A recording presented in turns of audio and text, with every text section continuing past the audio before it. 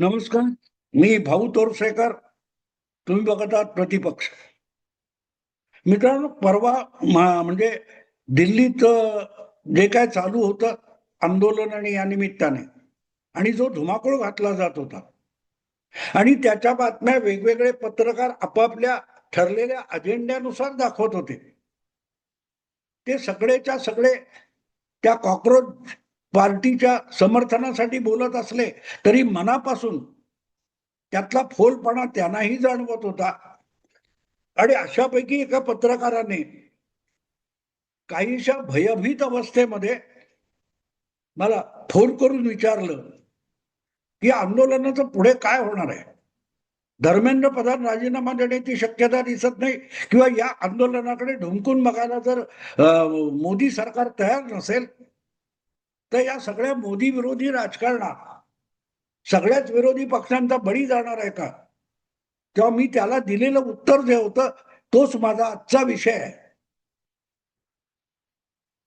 मी त्या मित्र पत्रकाराला सांगितलं, तुझ्या चॅनेल मध्ये तू काम करतोस तिथे तुला बोलायचं ते बोलून टाक म्हटलं, पण मनात एक गोष्ट साफ लक्षात ठेव की कधीतरी तू एकटा असशील तेव्हा ते चॅनेल तुझ्या पाठीशी उभं राहणार नाही, आणि तेव्हा तू तुझा बचाव कसा करणार आहेस.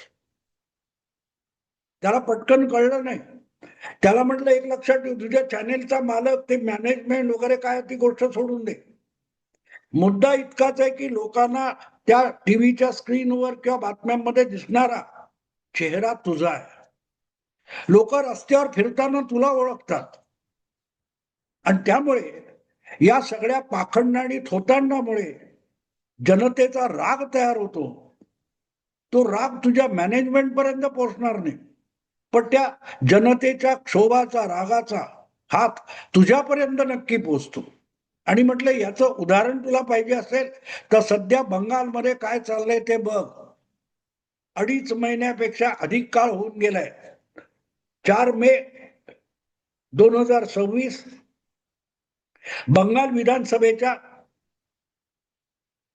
निवडणुकांची मतमोजणी झाली, आणि रात्री म्हणजे 3 मेच्या रात्रीपर्यंत किंवा 4 मेच्या पहाटे सूर्योदयापर्यंत ज्या ममता दिदी बंगालच्या मुख्यमंत्री होत्या त्या आता मुख्यमंत्री राहणार नाहीत, हे दुपारी 4 वाजता लोकांना कळल्यापासून लोकांचा जो रोख आहे, राग आहे, तो सगळ्या तृणमूलशी संबंधित असलेल्या प्रत्येक व्यक्तीकडे वळत गेला. ममता दिदीचा पक्ष, ममता दिदीची सत्ता, ममता दिदीचा आशीर्वाद म्हणून ज्या ज्या लोकांनी पाखंड आणि थोतांड केलं होतं त्या प्रत्येकावर सामान्य माणसाचा राग अक्षरशः कोसळायला लागला. अंडी मार, चोर चोर म्हणून घोषणा कर, दगड मार, टोमॅटो मार. भले भले आमदार वगैरे होते त्यांना सुद्धा शेपूट घालून आपण ममता दिदीचे नाही हे सांगण्याची वेळ आली.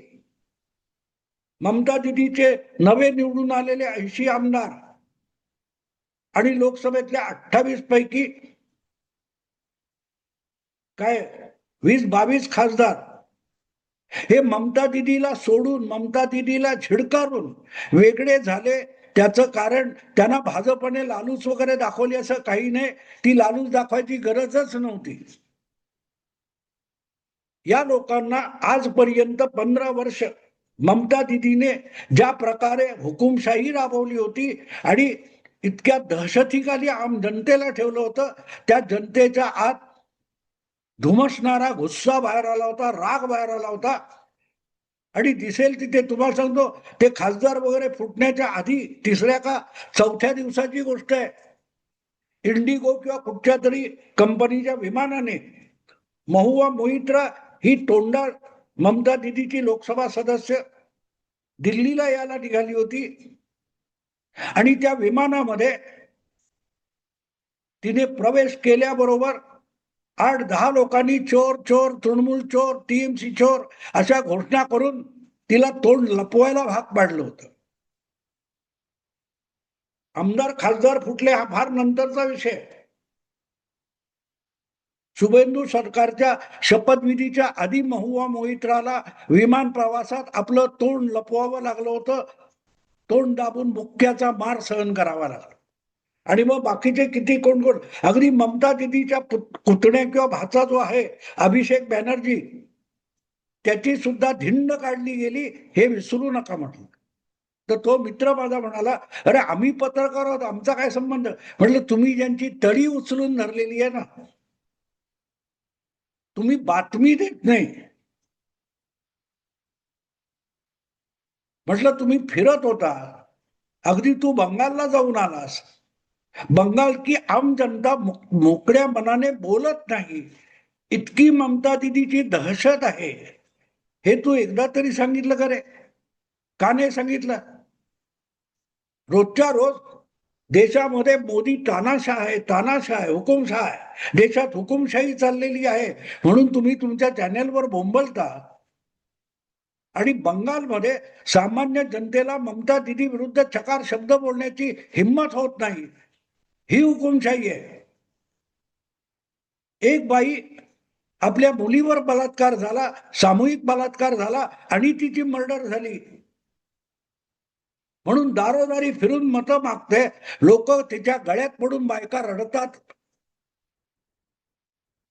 यावरून तुम्हाला कळत नाही लोकांचा राग किती आहे मनामध्ये. आणि तो राग बघत नाही आणि तुम्ही सांगत नाही. तेव्हा तुम्ही तृणमूल काँग्रेस पक्षाचे कार्यकर्ते होता, ममता दिदीच्या गटातले होता, टोळीतले होता. आणि म्हणून ज्या वेळेला राग निघतो तेव्हा तुम्हाला पण लोक मारतात. जे काय 22 खासदार असतील, 60 आमदार असतील किंवा शेकडोच्या संख्येने नगरसेवक पदाधिकारी असतील, या प्रत्येकाच्या पोटात ती भीती होती, आपल्या घरातून बाहेर पडलो तर रस्त्यात लोक आपल्याला मारतील. कशाला मारतील? मी काय गुन्हा केलाय? तू ममता दिदी बरोबर राहिलास, हा तुझा गुन्हा आहे. ममता दिदीला समर्थन देत राहिलास, हा तुझा गुन्हा आहे. ममता दिदीची चमचेगिरी करत राहिलास, तिचं कौतुक सांगत राहिलास, हा तुझा गुन्हा आहे. तुझ्या घरावर तृणमूलचा झेंडा लागला होता, हा तुझा गुन्हा आहे. अशा रीतीने लोक चौताळून बाहेर येतात, तेव्हा सगळे भरडले जातात. तुम्ही पत्रकार सुद्धा असे भरडले जाणार. मोदी सरकारला लोक विटले असते तर त्याचं प्रतिबिंब बिहारमध्ये आणि बंगालमध्ये सुद्धा दिसलं असतं.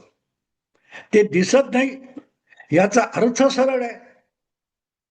लोक मोदींच्या सरकारवर, कारभारावर भरपूर खुश नसतील, आनंदित नसतील, सुखी नसतील, पण व्यथित नक्की नाहीत. आपण हे सरकार सत्तेत आणलं म्हणजे फार मोठी घोडचूक केली आहे असं जनतेला वाटत नाही.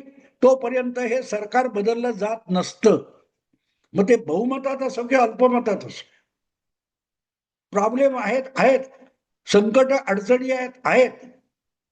पण ते जेव्हा प्रॉब्लेम आणि अडचणी सोडवायच्या आहेत, समस्येवर समाधान मिळालं पाहिजे असा विचार मनात येतो, तेव्हा त्यांना कळतं की मोदी सोडून उरलेल्यापैकी कोणी या समस्या सोडवू शकणार नाहीये.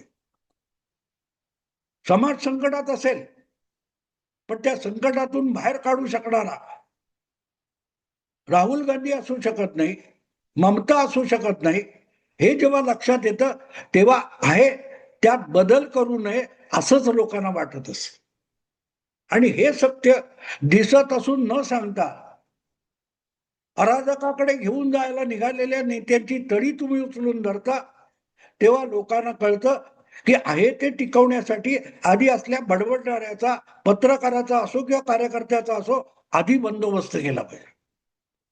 ममता दिदीचे खासदार, आमदार किंवा पदाधिकारी यांच्या विरुद्ध आम जनतेचा जो राग आहे, गुस्सा आहे बंगालमध्ये, तो त्यासाठी आहे. आम्ही छोटे असू पण तुम्ही तर ममता दिदीच्या जवळ होतात, तुम्ही त्यांना का नाही रोखलं? किती खोटं बोलत राहिलात. अरे सगळ्याच्या सगळा मीडिया 4 मे 2026 पर्यंत ममता दिदीला कोणी हरवू शकत नाही हे थोतांड जपत होता. त्याला पॉलिटिकली करेक्टनेस म्हणतात. सत्तेत बसलेल्याला शरण जाणं आणि त्याच्या आरत्या ओवाळणं त्याला गोदी मीडिया म्हणतात.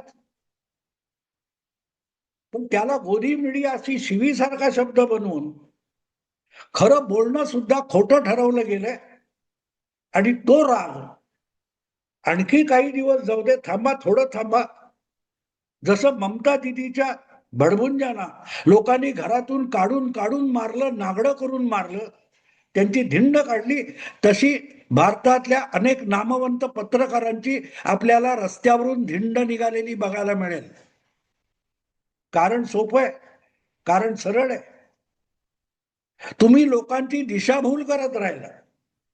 ममता दिदीच्या आमदार खासदारांनी व्यक्तिगत पातळीवर कुठचा गुन्हा किंवा भ्रष्टाचार केलेला नसेलही, पण बंगालची जनता जे दुर्दैवाचे दशावतार अनुभवते आहे, तोच त्यांच्या आयुष्यातला सगळ्यात मोठा सुखाचा सुवर्ण काळ आहे असं सांगणारे जे त्यांचे आमदार खासदार होते, त्यांच्यावर लोक तेवढ्यासाठी भडकले. तुम्ही विरोधात गेला नाही चालेल, पण आमच्या गडी तुम्ही 15 वर्ष किती खोटारडेपणा मारत होता, याचा राग लोक काढायला लागतात. आणि ही अवस्था लवकरच. पहिल्यांदा एक गोष्ट असते, सामान्य माणसं अशा खोटारडेपणाकडे पाठ फिरवतात. आज भारतीय माध्यमांची, वृत्तपत्रांची, वेगवेगळ्या वृत्तवाहिन्यांची जी दुर्दशा आपण बघतोय, याचं कारण मोठ्या प्रमाणावर सामान्य जनतेने यांच्या बातमीदारीकडे साफ पाठ फिरवलेली आहे. बिहारमध्ये ज्या प्रचंड यश मोदींच्या चेहऱ्यावर मिळतं, बंगालमध्ये मिळतं, त्याचा अंदाज सुद्धा लागत नाही ज्यांना, त्यांना लोक आता पत्रकार समजत नाहीत. त्यांना भुरटे समजतात, बदमाश समजतात, दिशाभूल करणारे समजतात. पण ती दिशाभूल जोपर्यंत माझ्या अंगचटीला येत नाही, तोपर्यंत मी त्याकडे दुर्लक्ष करतो. पण बंगालची अवस्था त्याच्या पलीकडे गेलेली होती, पलीकडे गेलेली होती. आणि जनतेचा असा धीर सुटावा आणि जनतेनेच अशा लोकांना, भोरट्यांना धडा शिकवावा, हीच मोदी सरकारची खरी इच्छा आहे. म्हणून दिल्लीत सुद्धा काल परवा जे झुरळांचा आंदोलनाचं नाटक झालं, ते होऊ देण्यात आलं. जेव्हा संतप्त होऊन लोक अशा आंदोलकांवर उभे राहतील, तेव्हा काय, मला आठवतं 3 लाखापेक्षा अधिक केंद्रीय पोलीस हे बंगालमध्ये आणण्यात आले होते. तेव्हा निवडणुकीचे निकाल लागण्यापूर्वी मी माझ्या अनेक मित्रांना सांगत होतो, बाबा रे, हे लोक तृणमूल काँग्रेसच्या गुंडांना वाचवण्यासाठी आणलेले आहेत. कारण ज्या दिवशी निकाल लागतील आणि ममताची सत्ता जाईल, तेव्हा लोक रस्त्यावर उतरून एकेका तृणमूलवाल्याला चोपून काढणार आहेत. त्या प्रक्षुब्ध जमावापासून तृणमूलच्या लोकांना, ममताच्या लोकांना वाचवण्यासाठी पुढचे 3 आठवडे सेंट्रल पोलीस बंगालमध्ये ठेवले जातील, हे मी सांगितलं होतं. आणि ही अवस्था, जेव्हा तुम्ही खोटं खोटं सांगता आणि जेव्हा लोकांच्या जिव्हारी लागायची वेळ येते, तेव्हा लोक तुम्हाला सुद्धा समोरच्या टोळीतले समजतात आणि तुमच्यावर चाल करून येतात. मित्रांनो, पत्रकारांचंच एक उदाहरण देतो. जे डे नावाचा एक पत्रकार, मुंबईतला इंग्रजी पत्रकार, हा छोटा राजनकडून मारला गेला. त्याचा गेम करण्यात आला. का गेम करायला माहितीये पत्रकाराचा? एका पत्रकाराचा माफिया टोळीकडून गेम करण्यात आला. याचं कारण, छोटा राजनच्या टोळीला शंका आली होती की जे डे हा पत्रकार आहे, पण तो प्रॅक्टिकली इकडून तिकडून माहिती काढतो, पोलिसांकडून माहिती काढतो आणि राजन टोळीविषयीची माहिती छोटा शकील किंवा दाऊदच्या टोळीला पुरवतो. आणि म्हणून एका पत्रकाराला दाऊद टोळीतला समजून राजन टोळीने त्या पत्रकाराचा काढा काढला.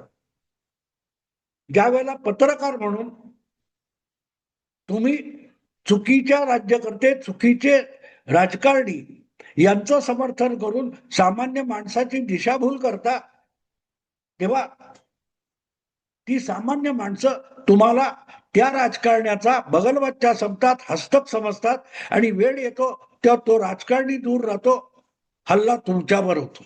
मी त्या दिल्लीच्या माझ्या हिंदी पत्रकार मित्राला तेच सांगितलं की थोडा काळ थांब, या आंदोलनाचं कौतुक बोलतोयस तुला बघतो मी, म्हटलं तुझ्यावर ही पाळी येणार आहे. तुला दिल्लीत हिंडणं फिरणं बंद होईल. घराबाहेर पडलं तर लोक तुला दगड मारतील, शेणगोळे मारतील. थोडा थांबा मित्रांनो.